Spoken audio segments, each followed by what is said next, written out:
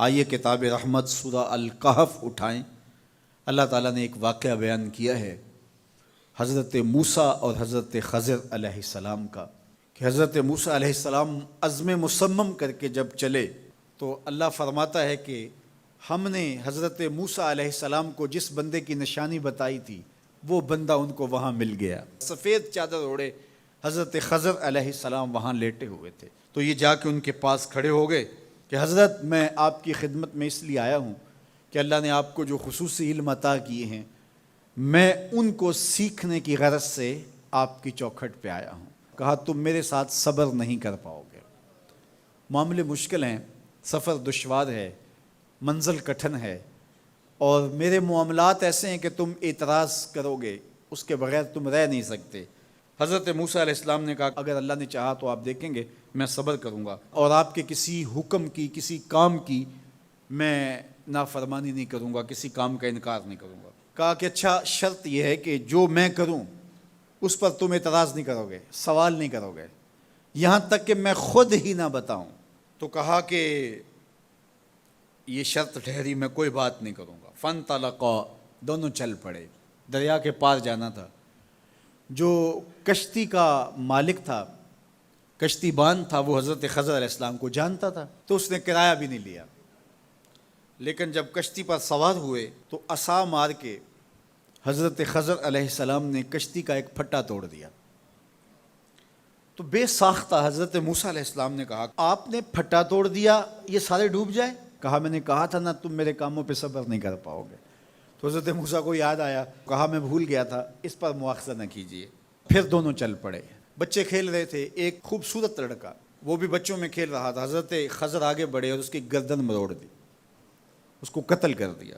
صاحب شریعت تھے حضرت موسیٰ علیہ السلام، نہ رہ سکے، پھر بول پڑے ایک جان کو بغیر کسی جان کے بدلے میں قتل کر دیا، اس نے گوایا کیا تھا ہمارا؟ آپ نے بہت ہی جو ہے وہ غلط کام کیا، یہ کام اچھا نہیں کیا آپ نے۔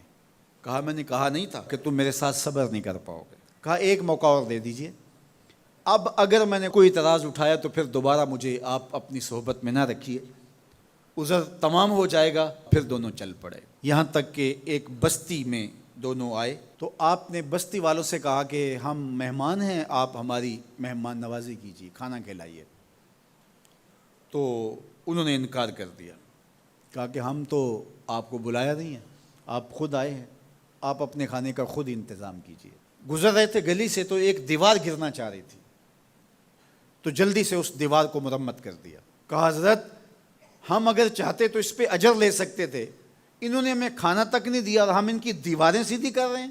کہا اب تمہاری میری جدائی ہو گئی، تم نے یہ بھی اعتراض کر دیا۔ تو انہیں یاد آیا کہ وہ یہ بھی اعتراض ہو گیا۔ اب میں تمہیں بتاتا ہوں کہ یہ 3 کام میں نے کیوں کیے۔ اللہ اکبر۔ اب سنیے، قرآن ہمیں بتاتا ہے کہ ظاہری علم بھی ہوتا ہے لیکن کوئی باطنی علم بھی ہوتا ہے۔ کہا وہ پہلی بات کشتی والی سنو، یہ 2 مسکین بچوں کی کشتی تھی، ان کے گھر کا چولہا اس کی کمائی سے جلتا تھا۔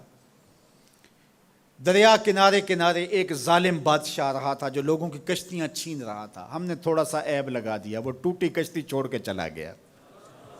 اب وہ تھوڑے سے پیسے لگا کے کشتی مرمت کرا لیں گے، گھر کا چولہا جلتا رہے گا، بتاؤ اچھا کیا یا برا کیا؟ کہا رہی بات اس بچے کی جس کو ہم نے قتل کیا، اس کے ماں باپ مومن تھے، نیک تھے، صالح تھے، بچے نے بڑا ہو کے بہت برا ہونا تھا، ہم نے اس کو قتل کر دیا، اللہ اس کے بدلے ان کو بہتر اولاد دے گا۔ علماء تفسیر نے لکھا ہے اس بچے کے بدلے میں اللہ نے ان والدین کو ایک بیٹی عطا کی جس کی نسل سے 70 نبی پیدا ہوئے۔ دیوار کی کہانی بھی سن لیجئے، یہ شہر کے 2 یتیم بچوں کی دیوار تھی اور اس کے نیچے ان کا خزانہ تھا اور ان کا باپ بڑا نیک تھا۔ خزانہ دیوار کے نیچے ہے، دیوار گرنا چاہ رہی ہے، کسی معمولی دھکے سے گر جاتی۔ 2 ہی صورتیں تھیں، یا وہ بچے خود اپنا خزانہ اٹھا لیتے یا لوگ اٹھا کے لے جاتے۔ لوگ اٹھا کے لے جاتے پھر بھی ہاتھ میں کچھ نہ آیا، اور اگر وہ خود اٹھا لیتے تو بچے ہیں، بچپنے کی وجہ سے وہ اس کو اڑا دیتے۔ تو ہم نے اس کے اوپر دیوار کھڑی کر دی، جب تک وہ اس قابل نہیں ہو جاتے کہ یہ خزانہ نکال کے اس کو صحیح مصرف پہ لگا سکیں، اتنی دیر تک دیوار گرے گی نہیں۔ اللہ اکبر۔ وہ کسی وجہ سے دیوار قائم رہے گی، اور جب وہ اس عمر کو پہنچ جائیں گے جس عمر میں وہ اس خزانے کو سنبھال سکیں گے تو پھر دیوار خود بخود گر جائے گی اور یہ خزانہ نکال کر کے اپنے کام پہ لے آئیں گے۔ میں جب پہلی مرتبہ اس کو جو ہے وہ غور کے ساتھ تلاوت کیا تو مجھے یہ لگا کہ اس کا انطباق پاکستان کے حالات پہ بھی ہو سکتا ہے، اس لیے کہ یہ بھی یتیموں کا سرمایہ ہے۔